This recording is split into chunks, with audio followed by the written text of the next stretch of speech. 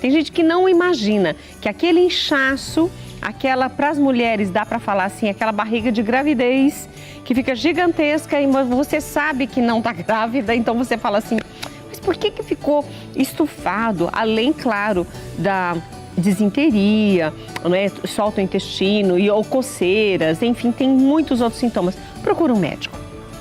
É a primeira coisa, procure um médico, faça os exames para ter certeza do que você tem alergia, mas o gostoso é poder comer, como eu fiz agora esse panetone com aquela caldinha de chocolate deliciosa, sem medo, sem restrição. Olha que coisa deliciosa!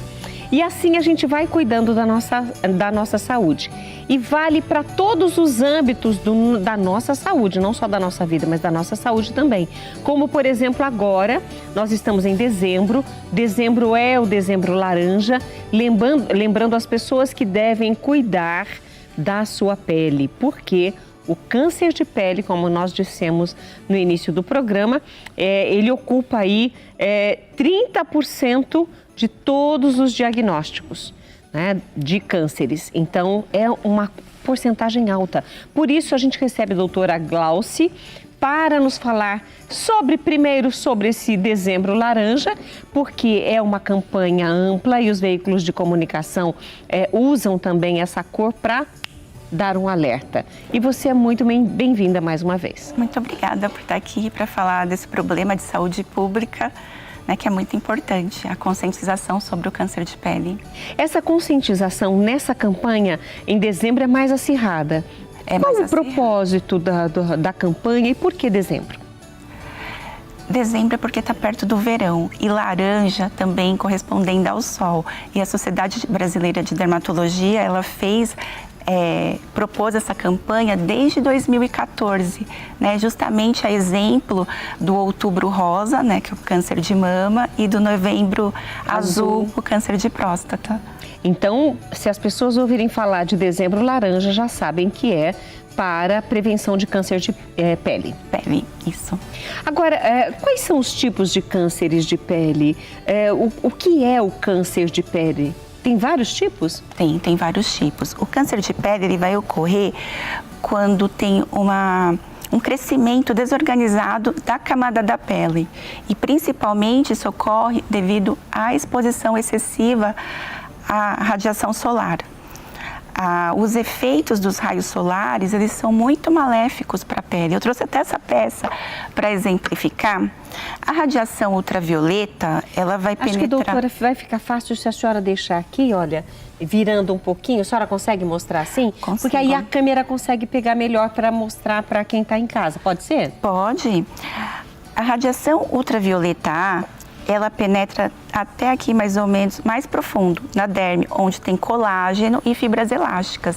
E é por isso que aqui acontece mais o fotoenvelhecimento. Então, a radiação UVA, ela é mais importante no fotoenvelhecimento. E a radiação UVB, ela penetra aqui mais superficialmente nas camadas da epiderme. Então, ela vai ser responsável pela vermelhidão, pela queimadura solar e também pelo câncer de pele. Então, dependendo da camada que for comprometida aqui, a gente tem um tipo de câncer. Hoje em dia, a gente divide em dois grandes grupos, que é o câncer de pele não melanoma e o câncer de pele melanoma. O não melanoma, ele é o mais comum, né? Do mais comum desses dois, do câncer de pele não melanoma, a gente tem dois principais, que é o basocelular e o espinocelular.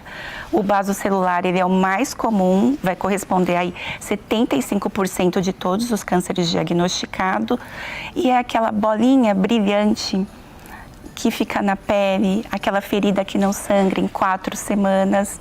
A gente pensa mais em carcinoma basocelular e em áreas fotoexpostas, de braços, rosto, e esse tipo de câncer, ele não costuma espalhar para outros órgãos.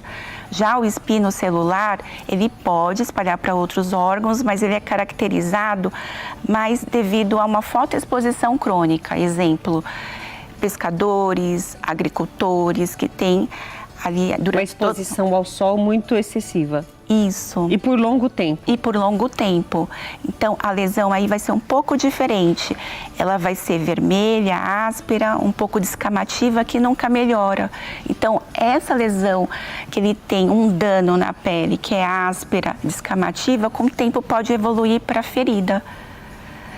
E o outro, que é o melanoma, ele é o menos frequente. Ele vai corresponder a apenas 3%, só que ele é o mais agressivo de todos. E se não diagnosticar precocemente, pode ter aí até 80% de mortalidade, né, em diagnósticos mais avançados. Antes de entrarmos no melanoma, ainda falando dos dois tipos de cânceres, o espínulo e o basocelular, que é não melanoma. Que são os mais comuns. São os mais comuns. Eles têm também coloração? Não. Só a feridinha que não... É uma coloração mais avermelhada. Às vezes ele pode ter pigmento, ficar um pouco mais escuro e você pode ver vasinhos. Ele é brilhante ou é a feridinha que nunca cicatriza. Uma ferida que não cicatrizar até 4 semanas, tem que procurar o dermatologista. Parece uma feridinha, você vai pensar, mas é só uma feridinha. E o pessoal costuma se automedicar e ficar passando pomadinha, remedinho caseiro. Não, o ideal é sempre, apareceu, já vai ao médico. Se for diferente, não cicatrizar, procure o médico. Se é uma lesão que você não tinha antes, ela está diferente, ela está brilhante, está sangrando, procure. Agora, pensando no melanoma, que é esse outro tipo que você colocou, ele também é comum? Ele é como uma pinta, né, escura. Ele corresponde só a 3%, mas ele é muito grave. Né, muito agressivo, então tem que ser diagnosticado precocemente. E pensando nisso, né, existe uma regra do ABCDE, tanto para médicos quanto a população em geral. Né, vou até ensinar aqui. O A é de assimetria, então você vai pegar uma pinta, vai passar uma linha imaginária no meio. Você vai ver, essa área é semelhante a essa? Benigna. Se for diferente, suspeito. B é de bordas. Bordas definidas, regular, bem redondinha, tá mais para benigno. Se for irregular, serrilhado, tá esmaecendo, a gente joga pro lado do suspeito. O C é de cor, uma única cor, benigno. Tem mais de uma cor, azul, branco, marrom, negro, suspeito. Diâmetro maior que 6 milímetros, também a gente tem que avaliar e ver a evolução, que é o E de evolução, né? Você tinha uma pinta no seu corpo, era redondinha, e com o passar do tempo, ela mudou de cor, aumentou, mudou o formato, é suspeita. Então, tendo alguma alteração, né, fica até mais fácil para as pessoas também fazerem o autoexame e avaliar que está acontecendo alguma coisa diferente e procurar um médico. Existem algumas lesões que são benignas, que também não são bonitas. Mas aí a gente consegue dizer e tranquilizar o paciente. E o interessante, doutora, é pensar o seguinte, muitas pessoas, não sei você de casa, falam assim, isso é pinta do envelhecimento. É normal, meu pai tinha, minha mãe tinha, isso é normal. Eu fico muito exposta ao sol, fiquei durante toda a minha vida exposta ao sol. Isso aqui é do sol, é normal. Nunca ache que é normal. O importante é que o médico faça essa avaliação para saber se é uma pinta da senilidade, essa pinta que está mudando de cor, está irregular, não tá esquisita. Não é só nem todas as pintas são só do envelhecimento? Não, tem que ser avaliado mesmo. Tem que ser avaliado. E tem pinta, por exemplo, o espinocelular, ele cresce muito rápido. O basocelular, ele já tem um crescimento mais lento, né? E a gente tem que estar fazendo esse diagnóstico precocemente, porque aí o prognóstico é bem melhor. E quando a gente fala em câncer de pele, nós temos que lembrar que a pele é o maior órgão do corpo humano. Exatamente. Então, pode acontecer em qualquer parte do corpo, doutora? Pode. Esses não melanoma, eles acontecem principalmente em áreas fotoexpostas, né? Tanto essa exposição aguda, por exemplo, de férias, com queimadura, predispõe mais ao melanoma. E as exposições crônicas, mais ao carcinoma baso ou espinocelular. Ou seja, quando você fala crônica, é como você citou antes, doutora, os agricultores, pescadores, pessoas que estão sempre muito expostas ao sol. Então, isso seria o crônico. O crônico. Perfeito. Mas nós temos mais para conversar a respeito disso. Se você tiver dúvidas, entre no nosso canal no YouTube, @programamulher.com, faça a sua pergunta, porque nós estamos aqui justamente para ajudar você. O programa Mulher.com existe não é para a gente fazer receita, artesanato e ficar só por isso, não. É para você usar aquilo que trazemos, mesmo na receita e mesmo no artesanato, como coisas boas para o seu dia a dia ou como oportunidade de negócio. Agora, quando a gente fala de saúde, aí sim a coisa é bem mais séria e você tem que aprender a se cuidar. Então, fica conosco que nós vamos para um rápido intervalo e voltamos já.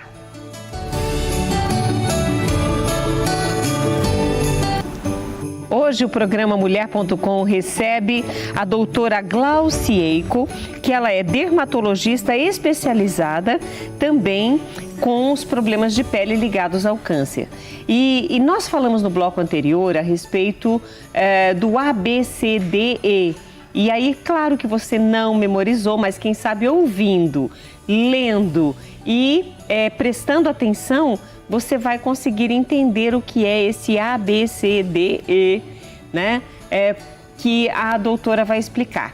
Nós falamos no bloco anterior, doutora, sobre o que nós devemos observar. Essa observação, ela é primordial, porque é essa observação que vai levar a pessoa ao médico. Isso. Você poderia repetir sobre o ABCDE? Nós vamos colocar a imagem na tela agora? Tá. O A é de assimetria.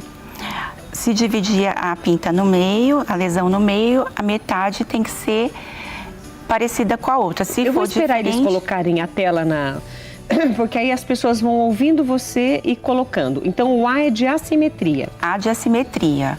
Então, tá diferente metade de um outro, suspeita. B de bordas, redondinha, benigna. Irregular, suspeita. C de cor, uma cor benigna. Acima de 2, 3 cores, suspeita. D de diâmetro, maior que 6 milímetros, tem que acompanhar e ser avaliado pelo médico. E de evolução, que é a evolução durante os anos, né? Se era redondinha e de repente ela cresceu, mudou de formato. Mudou de cor. Mudou de cor. Então é uma lesão, essas lesões têm que ser avaliadas. Bom, aprendemos sobre o ABCDE e tem uma próxima tela que nos mostra já na pele, né, como acontece isso. Algumas alterações. Naquela primeira parte a gente vê o tumor que ele está invadindo, né? Inicialmente ela na camada superficial da pele e conforme for passando e esse paciente não procurar ajuda médica, ele vai aprofundando isso. Afundando, vai entrando na pele. Vai. E aí essas imagens que nós estamos vendo é a evolução na de baixo ali, as de cima são os tipos, as bordas irregulares, a sua coloração e etc. Para ilustrar aquilo que a pessoa tem que observar. Tá bom. Isso. Bom, agora nós vamos falar também, e acho importante, doutora, falarmos sobre os riscos, os fatores de risco e maneiras de nós nos prevenirmos em relação ao câncer de pele. O fator de risco principal é o excesso de sol. Então, já tem que ser um hábito das pessoas aplicarem o protetor solar. Já existem estudos que nos 18 anos, primeiros anos de vida, se o paciente se fotoproteger, né, se proteger, ele diminui o risco aí de 80% de ele ter câncer durante a vida. Então é importante que as nossas crianças elas já sejam educadas para quando? Escova os dentes, aplica protetor. Almoçou, vai escovar os dentes, já reaplica o protetor, né? E além do mais... É uma regrinha fácil de não esquecer, né? E também os idosos, eles têm mais risco porque o efeito da radiação solar, ele é cumulativo. Por isso a importância de você já ter isso na sua rotina desde sempre. História familiar de primeiro grau também aumenta o risco. Pacientes claros, do olho claro, cabelo claro, ruivo, também aumenta muito o risco. Existem algumas síndromes genéticas, como por exemplo o xeroderma pigmentoso, que tem uma mutação que a pessoa ela acaba tendo múltiplos cânceres de pele durante toda a vida, inclusive desde a infância. Nossa, em criança tem câncer de pele também? Tem. tem. Pacientes imunossuprimidos, transplantados ou que tenham doenças autoimunes também aumenta o risco. E uma outra coisa que as pessoas às vezes não sabem, mas por desconhecimentos, que as câmaras de bronzeamento, elas desde 2009, elas são consideradas agentes cancerígenos pela Organização Mundial da Saúde, assim como o sol e o cigarro. E aqui no Brasil, a Agência Nacional de Vigilância Sanitária já proibiu desde 2009. Porque pacientes pessoas que fizeram uso das câmaras de bronzeamento antes dos 35 anos, aumenta 80% o risco de ter câncer de pele, principalmente o melanoma, além do fotoenvelhecimento precoce e outras dermatoses da pele. Uma coisa que você colocou agora nessa sua explicação é que os raios solares, eles são cumulativos. Ou seja, ao longo, a criança desde cedinho já vai para a piscina e está brincando. Ou seja, ela tem uma exposição. Depois, na adolescência, tem um outro tipo de exposição, mas a pessoa está sempre exposta ao sol. Na fase adulta também. E isso é desde a infância até a terceira idade ou É sempre que é cumulativo, então, só que nos primeiros 18 anos a gente está mais exposto, tem mais tempo livre, mais lazer, né? Do que quando está na fase adulta, trabalhando mais dentro. Vai colher isso lá na frente? Vai colher lá na frente, porque muitas vezes o paciente, mas eu não tomo sol, né? Um idoso chega, eu não tomo sol, mas já tomou lá no passado e muito. Perfeito. Você falou sobre o filtro solar, que não só a criança, é bom ensinar a criança, já vai escovar os dentes, já passa. Vai escovar novamente, passa novamente. Eu achei a regrinha legal, porque não dá para esquecer. Agora, o que é a regra da colher de chá? Tem alguma coisa a ver? Isso, a regra do colher de chá é a quantidade correta que deveria ser passada no corpo, que seria uma colher de chá, ela tem 5 ml. Rosto e pescoço, 1 colher de chá para cada braço, 2 colheres de chá para cada perna e 1 colher de chá para o tórax anterior e para o dorso. E sempre tem que ser passada de forma homogênea, nunca passar e não uniforme, porque você acaba queimando outras áreas, além de manchar, você não está se protegendo. Ou seja, onde não pegar, se passar de qualquer jeito, onde não pegar o filtro solar, aquela parte vai ficar exposta e vai queimar. Entendi. E a senhora você trouxe, é tão jovem, você trouxe alguns elementos aqui para nos ajudar na prevenção. De que forma todo esse material nos ajuda? Tá, então para a gente prevenir o câncer, a gente precisa associar vários métodos de proteção. Né? Existe a proteção física, que é usar chapéu de aba larga para proteger nariz, lábio, que muita gente não sabe, mas às vezes dá muito aqui no lábio inferior. Orelha, proteger pescoço do sol, usar óculos de sol, roupas. As roupas, elas funcionam como um fator de proteção. Então, quanto mais a trama fechada, melhor. Né? Se esticar, você já está abrindo um pouco a trama, já diminui esse fator da roupa. Existem roupas com fator de proteção ultravioleta. No próprio tecido? No próprio tecido, já existem roupas próprias para isso. Qual dessas roupas aqui? A verde? Quer pegar, doutora? Pode pegar. E luvas, né? Até para dirigir, não ficar com as mãos manchadas. E existe, com certeza, para criança também. Para criança seria ótimo, né? Para criança tem para todo mundo. Com manga comprida para proteger mais ainda. Então, esse tecido tem proteção UVA ou UVB? Tem proteção ultravioleta. Ultravioleta. B. A luva seria? De proteção também para quando for dirigir. Existem as que são compridas também. Nossa, os motoristas geralmente, principalmente assim de caminhão ou de táxi, pessoas que estão sempre no volante, o braço direito que sempre pega mais sol. Então deveria pelo menos usar uma manga comprida e proteger. Existem também, além dos protetores solares, para prevenir também tem que passar pelo menos uma vez por ano no dermatologista. Pode usar também os antioxidantes orais, que é como muita gente fala protetor oral, mas ele é um antioxidante oral. Ele vai ser tomado nessa época do ano, né, que está mais quente, e ele vai impedir que a pessoa fique vermelha, vai reduzir a chance de ela queimar. e com isso diminui o dano solar. Mas isso não isenta de ela ter que aplicar topicamente o protetor solar. Ele é só ela pode ingerir, mas também deve aplicar o protetor solar. Deve aplicar também. E você trouxe vários tipos de protetor solar aqui. Tem aqui gel, tem creme. O que são esses protetores, os que estão aqui do meu lado? Então, isso aqui eu trouxe para mostrar como é que a gente deve escolher o protetor solar. Né? A gente sempre tem que escolher de amplo espectro, olhar se ele tem proteção contra o UVB, que é visto pelo FPS, se ele tem proteção contra o UVA, que é visto pelo PPD ou vai estar escrito UVA. Normalmente, a proteção UVA ela é a metade do FPS, que é o do UVB. Então, por exemplo, se for 30, a proteção contra o UVA tem que ser no mínimo 15. E outra coisa... Isso vem especificado na embalagem? Vem dizendo se é UVA, se é UVB.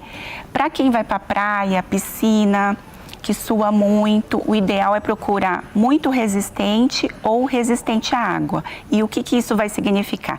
Resistente à água é que ele vai manter a atividade fotoprotetora dele em água e em sudorese por 40 minutos. E muito resistente vai manter todas essas propriedade por até 80 minutos. E além disso, agora tem muitas marcas, muitas texturas, tem para todos os tipos de pele. Então, se a pessoa tem uma pele seca, a mista, vai usar loção, creme, se for oleosa, com tendência a acne, gel creme, toque seco. Se for praticar atividade física, bastão, ele adere mais. Se tem muito pelo no braço ou quer passar no couro cabeludo, pode usar a forma spray.